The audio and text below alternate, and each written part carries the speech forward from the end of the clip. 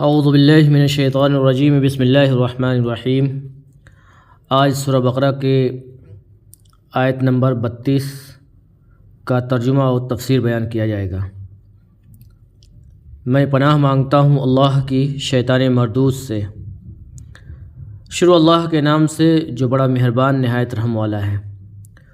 قالوا سبحانک لا علم لنا الا ما علمتنا انک انت العلیم الحکیم۔ انہوں نے کہا تو پاک ہے، جتنا علم تو نے ہمیں بخشا ہے اس کے سوا ہمیں کچھ معلوم نہیں، بے شک تو دانا اور حکمت والا ہے۔ قال یا آدم انبئهم باسمائهم فلما انبأهم باسمائهم قال الم اقل لكم انی اعلم غیب السماوات والارض واعلم ما تبدون وما کنتم تکتمون۔ تب خدا نے آدم کو حکم دیا کہ آدم تم ان کو ان چیزوں کے نام بتاؤ۔ جب انہوں نے ان کو ان کے نام بتائے تو فرشتوں سے فرمایا کیوں؟ میں نے تم سے نہیں کہا تھا کہ میں آسمانوں اور زمین کی سب پوشیدہ باتیں جانتا ہوں، اور جو تم ظاہر کرتے ہو اور جو پوشیدہ کرتے ہو سب مجھ کو معلوم ہے۔ وَإِذْ قُلْنَا لِلْمَلَائِكَةِ اسْجُدُوا لِآدَمَ فَسَجَدُوا إِلَّا إِبْلِيسَ أَبَىٰ وَاسْتَكْبَرَ وَكَانَ مِنَ الْكَافِرِينَ۔ اور جب ہم نے فرشتوں کو حکم دیا کہ آدم کے آگے سجدہ کرو تو وہ سجدے میں گر پڑے، مگر شیطان نے انکار کیا اور غرور میں آ کر کافر بن گیا۔ حضرت آدم علیہ السلام پر اللہ تعالیٰ کے احسانات، حضرت آدم علیہ السلام کی اس بڑی بزرگی کا ذکر کر کے اللہ تعالیٰ نے انسانوں پر اپنا بہت بڑا احسان فرمایا اور خبر دی کہ اس نے فرشتوں کو حکم دیا کہ وہ حضرت آدم علیہ السلام کو سجدہ کریں۔ اس کی تصدیق میں بہت سی حدیثیں ہیں۔ ایک تو حدیث شفاعت جو ابھی بیان ہوئی، دوسری حدیث میں ہے کہ موسیٰ علیہ السلام نے اللہ تعالیٰ سے درخواست کی کہ میری ملاقات حضرت آدم علیہ السلام سے کرا دیجیے، جو خود بھی جنت سے نکلے اور ہم سب کو بھی نکالا۔ جب دونوں پیغمبر جمع ہوئے تو موسیٰ علیہ السلام نے کہا کہ تم وہ آدم ہو کہ اللہ تعالیٰ نے تمہیں اپنے ہاتھ سے پیدا کیا اور اپنی روح تم میں بھی پھونکی اور اپنے فرشتوں سے تمہیں سجدہ کرایا۔ آخر تک پوری حدیث عنقریب بیان ہوگی انشاءاللہ۔ ابن عباس فرماتے ہیں ابلیس فرشتوں کے ایک قبیلہ میں سے تھا جنہیں جن کہتے تھے، جو آگ کے شعلوں سے پیدا ہوئے تھے۔ اس کا نام حارث تھا اور جنت کا خازن تھا۔ اس قبیلے کے سوا اور فرشتے سب کے سب نوری تھے۔ قرآن نے بھی ان جنوں کی پیدائش کا ذکر کیا اور فرمایا آگ کے شعلوں کی جو تیزی سے بلند ہوتے ہیں اسے مارج کہتے ہیں، جس سے جن پیدا کیے گئے تھے، اور انسان مٹی سے پیدا کیا گیا ہے۔ زمین میں پہلے جن بستے تھے، انہوں نے فساد اور خون ریزی شروع کی تو اللہ تعالیٰ نے ابلیس کو فرشتوں کا لشکر دے کر بھیجا، انہی کو جن کہا جاتا تھا۔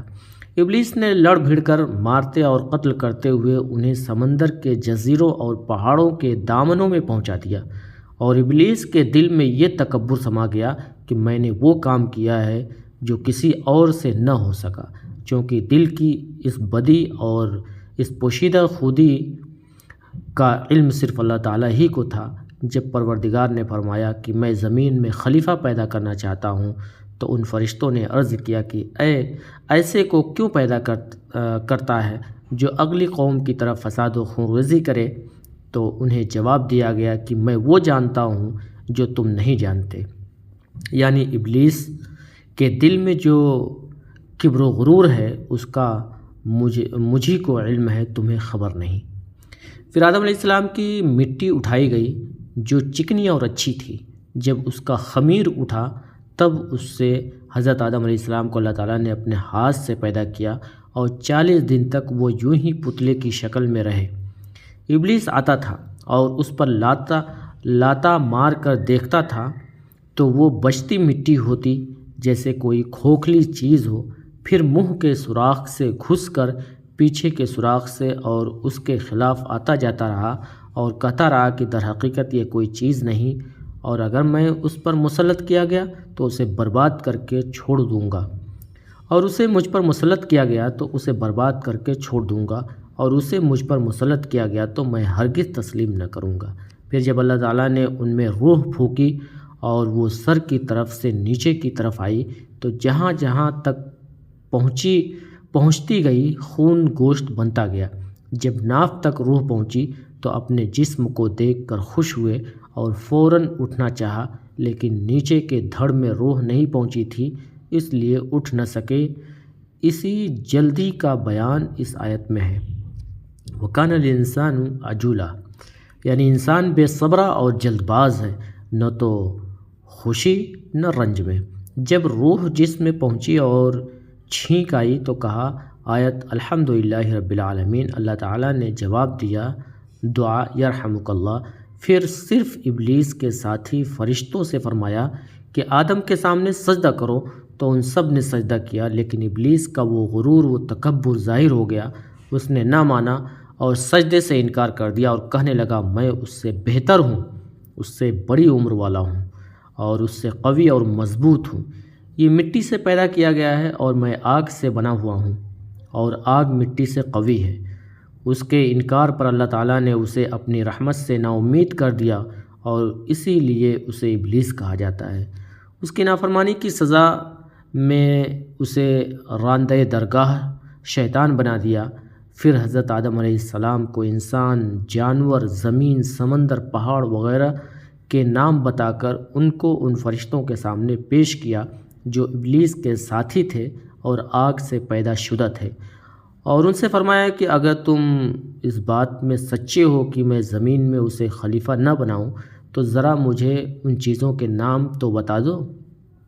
جب ان فرشتوں نے دیکھا کہ ہماری اگلی بات سے الہ رب العالمین ناراض ہے تو وہ کہنے لگے کہ اللہ عز و جل تو اس بات سے پاک ہے کہ تیرے سوا کوئی اور غیب کو جانے، ہماری توبہ ہے اور اقرار ہے کہ ہم غیب داں نہیں، ہم تو صرف وہی جان سکتے ہیں جس کا علم تو ہمیں دے دے، جیسے تو ان کے نام صرف حضرت آدم علیہ السلام کو ہی سکھائے ہیں۔ اب اللہ تعالیٰ نے حضرت آدم علیہ السلام سے فرمایا کہ تم انہیں ان تمام چیزوں کے نام بتا دو، چنانچہ انہوں نے بتا دیے۔ تو فرمایا اے فرشتوں، کیا میں نے تم سے نہیں کہا تھا کہ آسمان و زمین کے غیب کا جاننے والا صرف میں اکیلا ہی ہوں اور کوئی نہیں؟ میں ہر پوشیدہ چیز کو بھی ویسا ہی جانتا ہوں جیسے ظاہر کو، اور تم سب اس سے بے خبر ہو، لیکن یہ قول بھی غریب ہے اور اس میں بہت سی باتیں ایسی ہیں جن میں خامیاں ہیں، ہم اگر انہیں الگ الگ بیان کریں تو مضمون بہت بڑھ جائے گا۔ اور ابن عباس تک اس اثر کے سند بھی وہی ہے جس سے ان کے مشہور تفسیر مروی ہیں۔ ایک اور حدیث میں بھی اسی طرح مروی ہے جس کے متن میں کچھ کمی زیادتی بھی ہے، اور اس میں یہ بھی ہے کہ زمین کی مٹی لینے کے لیے جب حضرت جبریل گئے تو زمین نے کہا کہ میں اللہ تعالیٰ کی پناہ مانگتی ہوں کہ تو مجھ میں سے کچھ گھٹائے۔ وہ واپس چلے گئے، پھر ملک الموت کو بھیجا۔ زمین نے ان سے بھی یہی کہا، لیکن انہوں نے جواب دیا کہ میں بھی اللہ تعالیٰ کی پناہ میں آتا ہوں کہ میں اللہ کا حکم پورا کیے بغیر واپس چلا جاؤں۔ چنانچہ انہوں نے تمام روئے زمین سے ایک ایک مٹھی مٹی لی، چونکہ مٹی کا رنگ کہیں سرخ تھا، کہیں سفید، کہیں سیاہ، اسی وجہ سے انسانوں کی رنگتیں بھی طرح طرح کی ہوئیں۔ لیکن یہ روایت بھی بنو اسرائیل کی روایات سے ماخوذ ہے، غالباً اس میں بہت سی باتیں نیچے کے لوگوں کی ملائی گئی ہیں، صحابی کا بیان ہی نہیں۔ اگر صحابی کا قول بھی ہو تو بھی انہوں نے بعض اگلی کتابوں سے لیا ہوگا۔ حاکم اپنی مستدرک میں بہت سی ایسی روایتیں لائے ہیں اور ان کی سند کو بخاری سے مشروط کیا ہے۔ مقصد یہ ہے کہ جب اللہ تعالیٰ نے فرشتوں کو حکم دیا کہ تم حضرت آدم کو سجدہ کرو تو اس خطاب میں ابلیس بھی داخل تھا، اس لیے کہ گو وہ ان میں سے نہ تھا لیکن انہی جیسا اور انہی جیسے کام کرنے والا تھا، اس لیے اس خطاب میں داخل تھا اور پھر نافرمانی کی سزا بھگتی۔ اس کی تفصیل انشاءاللہ اگلی آیت میں آئے گی۔ ابن عباس کہتے ہیں نافرمانی سے پہلے وہ فرشتوں میں تھا، اسرائیل اس کا نام تھا، زمین پر اس کی رہائش تھی، اجتہاد اور علم میں بہت بڑا تھا اور اسی وجہ سے دماغ میں رعونت تھی، اور اس کی جماعت کا اور اس کا تعلق جنوں سے تھا۔ اس کے 4 پر تھے جنت کا خازن تھا، زمین اور آسمان دونوں کا سلطان تھا۔ حضرت حسن فرماتے ہیں ابلیس کبھی فرشتہ نہ تھا، اس کی اصل جنات سے ہے، جیسے کہ آدم کی اصل انس سے ہے، اس کی اسناد صحیح ہے۔ عبد الرحمن بن زید بن اسلم اور شہر بن حوشب کا بھی یہی قول ہے۔ سعد بن مسعود کہتے ہیں کہ فرشتوں نے جنات کو جب مارا تب وہ اسے قید کیا تھا اور آسمان پر لے گئے، وہاں کی عبادت کی وجہ سے رہ پڑا۔ ابن عباس سے یہ بھی مروی ہے کہ پہلے ایک مخلوق کو اللہ تعالیٰ نے پیدا کیا، انہیں حضرت آدم علیہ السلام کو سجدہ کرنے کو کہا، انہوں نے انکار کیا، جس پر وہ جلا دیے گئے۔ پھر دوسری مخلوق پیدا کی، ان کا بھی یہی حشر ہوا۔ پھر تیسری مخلوق پیدا،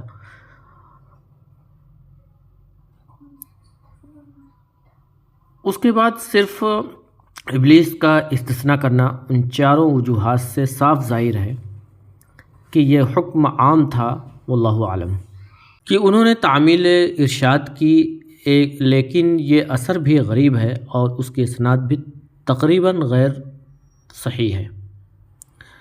اس میں ایک راوی مبہم ہے، اس وجہ سے یہ روایت قابل حجت نہیں۔ کافرین سے مراد نافرمان ہیں۔ ابلیس کی ابتدا آفرینش ہی کفر و ضلالت پر تھی، کچھ دن ٹھیک ٹھاک رہا، لیکن پھر اپنی اصلیت پر آ گیا۔ سجدہ کرنے کا حکم بجا لانا اللہ تعالیٰ کی اطاعت اور آدم علیہ السلام کا اکرام تھا۔ بعض لوگوں کا قول ہے کہ یہ سجدہ سلام اور عزت و اکرام کا تھا، جیسے کہ حضرت یوسف علیہ السلام کے بارے میں فرمان ہے کہ انہوں نے اپنے ماں باپ کو تخت پر بیٹھا لیا اور سب کے سب سجدہ میں گر پڑے، اور حضرت یوسف علیہ السلام نے فرمایا، ابا یہی میرے اس خواب کی تعبیر ہے جسے میرے رب نے سچا کر دکھایا۔ اگلی امتوں میں سجدہ تعظیم جائز تھا، لیکن ہمارے دین میں یہ منسوخ ہو گیا۔ حضرت معاذ رضی اللہ تعالیٰ عنہ فرماتے ہیں کہ میں نے شامیوں کو اپنے سرداروں اور علماء کے سامنے سجدہ کرتے ہوئے دیکھا تھا، تو حضور صلی اللہ علیہ وسلم سے گزارش کی کہ حضور صلی اللہ علیہ وسلم آپ اس کے زیادہ حقدار ہیں کہ آپ کو سجدہ کیا جائے، تو آپ نے فرمایا کہ اگر میں کسی انسان کو کسی انسان کے سامنے سجدہ کرنے کی اجازت دینے والا ہوتا تو عورتوں کو حکم دیتا کہ وہ اپنے خاوندوں کو سجدہ کریں، کیونکہ ان کا ان پر بہت بڑا حق ہے۔